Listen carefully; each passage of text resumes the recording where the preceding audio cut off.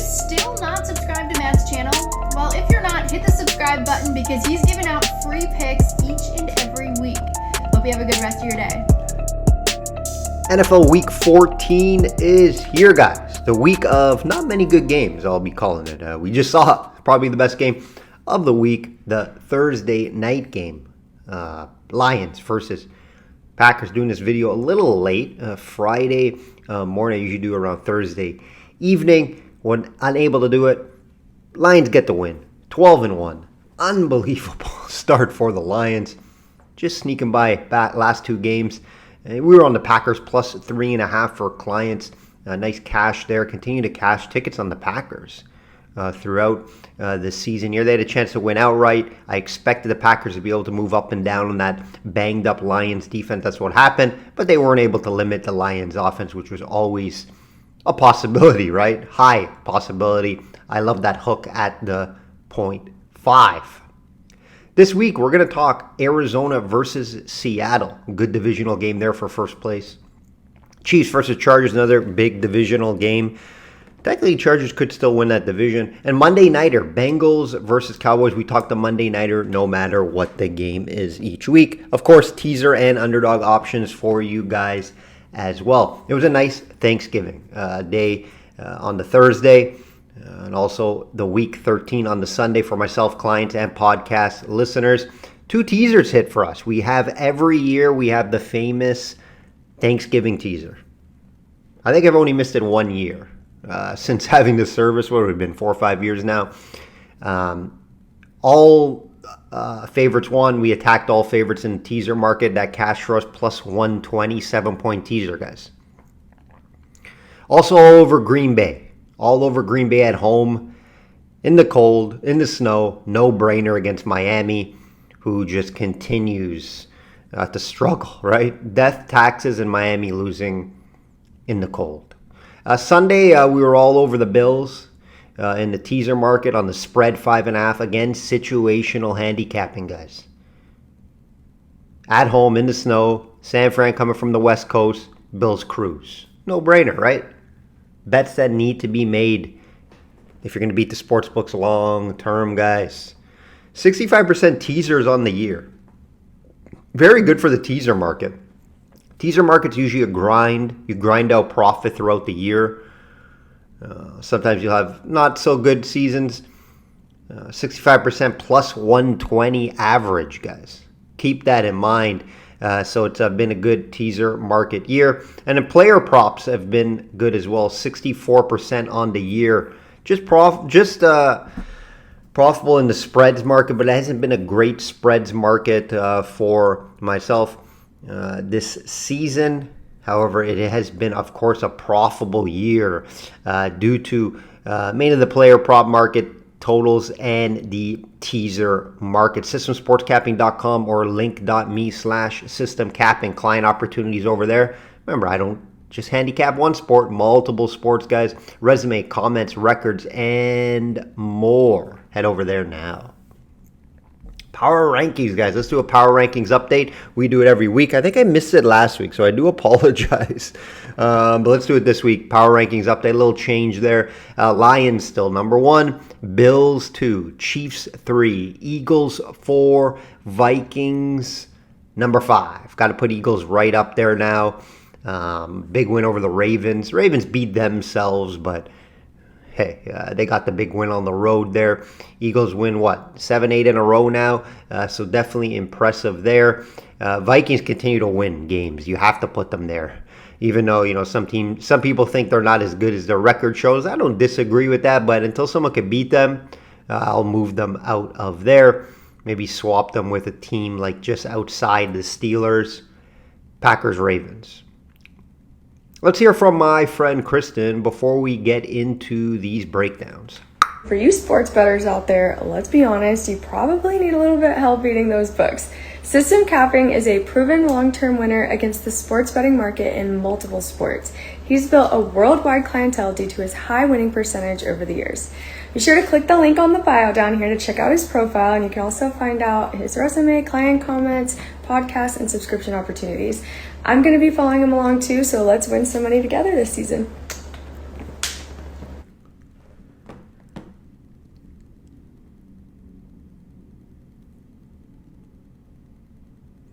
Shop around, guys.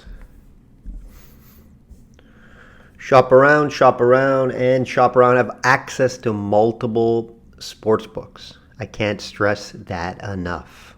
Seattle at Arizona. Arizona minus 2.5, total 44. Two teams we don't talk about a ton. We don't talk about these two a ton, but we have a big game between these two this week for the NFC West and battle for first place, right? I have both these teams. Here's part of the reason why I don't talk about them a lot. I have both these teams on my list and my spreadsheets as very hard to predict week to week. And the records tell you that, right? Arizona 6-6, Seattle 7-5. You never really know what team is going to show up. Right? Seattle started hot, then went on that losing streak, now on another winning streak.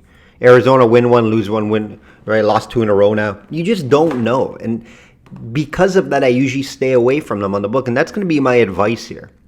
I'm not going to really give a play here. It's going to be have teams that are just very unpredictable at times on a list, on a whatever you want to do. Stay away from them. Right? These are two teams that are prime example of staying away from. You know, maybe taking the points with them at times, sure, but it's just difficult to predict if they're going to win outright. We have hit Seattle multiple times on underdogs, right? When they're undervalued throughout the year. We've done that, but it's not like I'm putting big units on these teams, right? It's going to be smaller unit plays as underdogs. You give me plus money, and there's an instant here where Seattle plus money, plus 125 on the road. It's an option this week, right? Arizona 4-2 at home. Seattle 4-1 on the road. Right? There's a little storyline there, along with Seattle winning 6 straight versus Arizona. One being this year 2 weeks ago or 3 weeks ago, 16-6. They beat Arizona. Right? Back-to-back losses for the Cardinals. Seattle being one of those. Minnesota as well. And Seattle have won 3 straight and leading the division now. You know, in the first meeting a few weeks ago, the key was Seattle was really limiting Arizona's ground game. All right, under 50 yards. I believe that's the key. Right? The key for Arizona to win games, because they don't have a big, deep down ball, threat. Harrison, obviously, we know, has been inconsistent at times. We love McBride. More of a, shorter pass type, middle of the field guy. You got to get Connors going. You got to get that run game going for them to have success downfield. So if you can limit them, right? You see what Seattle did. Limited the run game. Arizona scored 6 points. That's how Seattle's going to have to do again. They're going to have to limit the run game. They win this game if they do, I believe. Right? That's how Arizona's offense works. If you can limit one side, they don't, either side of the offense isn't great, but they need both to get going. They need both the run game and the pass game to get going. Otherwise, they struggle. So that's how Seattle wins this game again. Stop the run. They should be able to win this game. I'm liking what I'm seeing from. We know they can put up some points, right? At times, Geno Smith does struggle. But I love their balanced attack. Smith and Jigma, breakout year. We know they have the weapons. We know they can really throw downfield, right?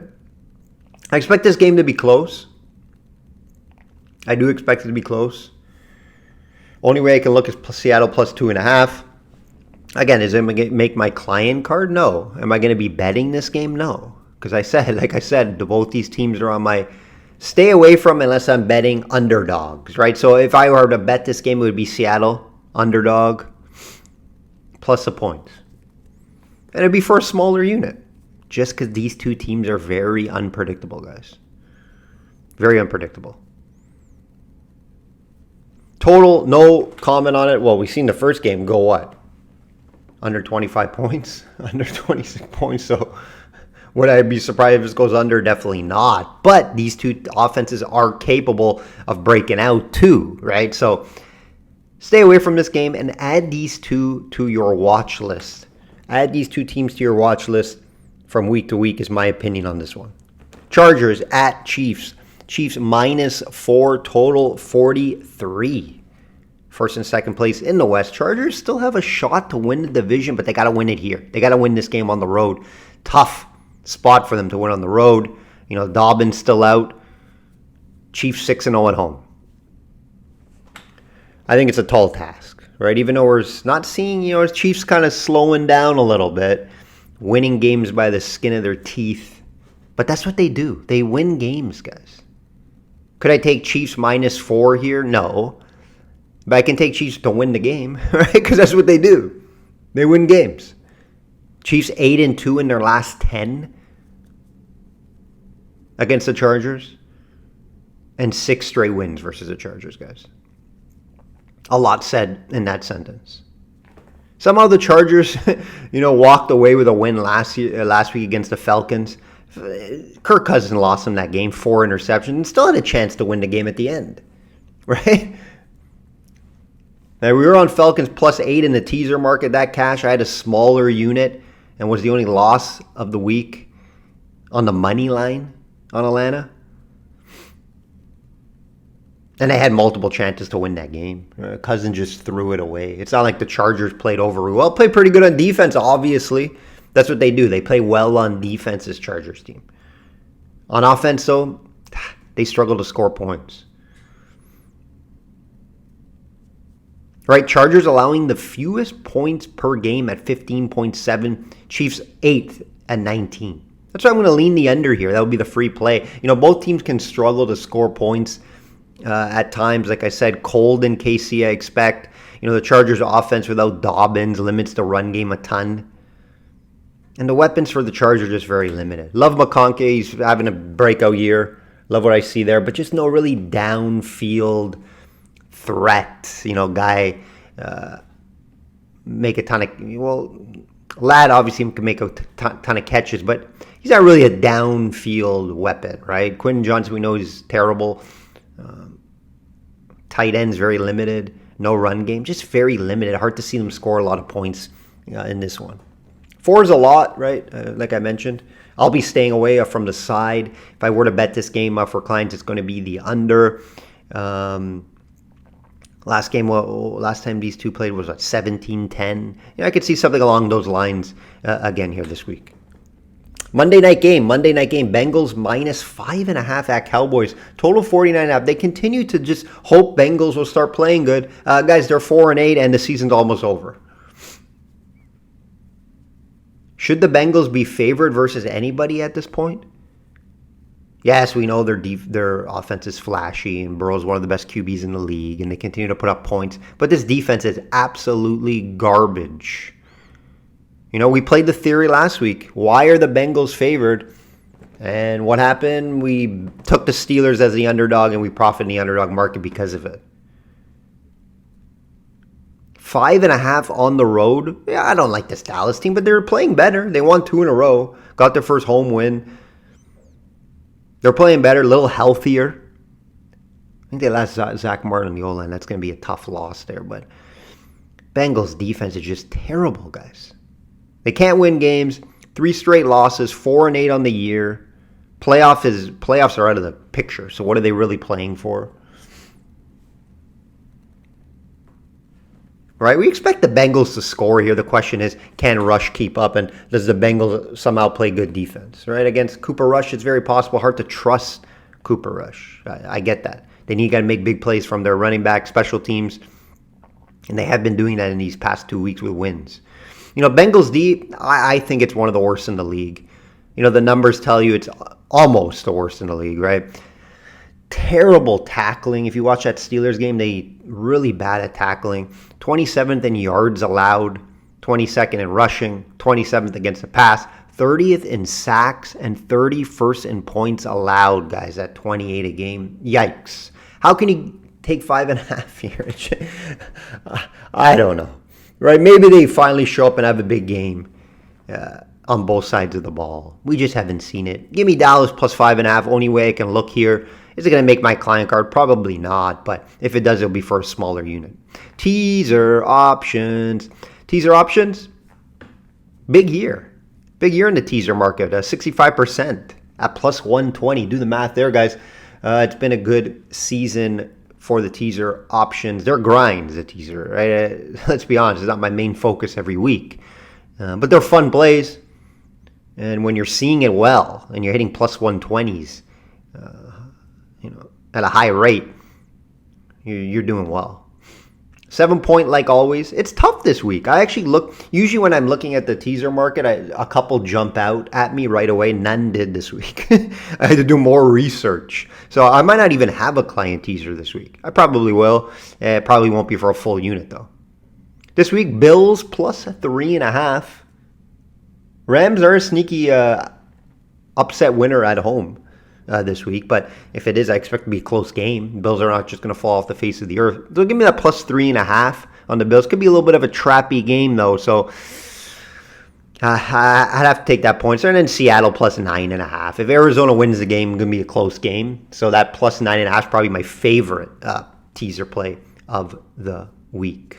Underdogs. Like I mentioned, Steelers came through last week for us. We missed on the Atlanta. Profitable week in the underdog market. A lot of options this week. A lot of bigger ones too. You got Falcons plus 210 versus Minnesota. I don't like betting Falcons, but that's a good price is what I'm saying here. Minnesota's due for a loss. Jags plus 150. Titans, Mac Jones, I think there's an upgrade from Lawrence. Jets plus 210 versus Miami. Seattle, like I mentioned, we're going to have to ride with Seattle here.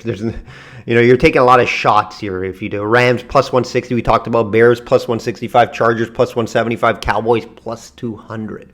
Hey, I wouldn't call you crazy if you take Cowboys plus 200. Bengals are just terrible.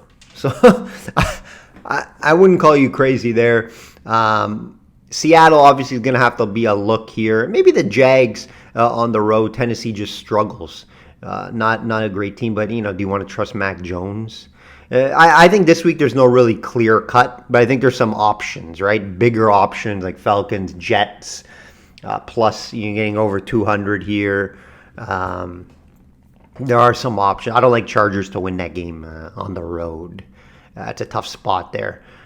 But some decent options this week. That will do it, guys. That will do it. NFL Week 14 is here. Not a lot of good matchups this week. A lot of teams, some on buys, of course. A couple of good divisional games, but on paper and for this season, not the best matchups. But Seattle, Arizona should be a good game. Looking forward to that one. And then Chargers and Chiefs, fairly good matchup as well. Like I always say, guys, bet smart and know your limits. Enjoy this week.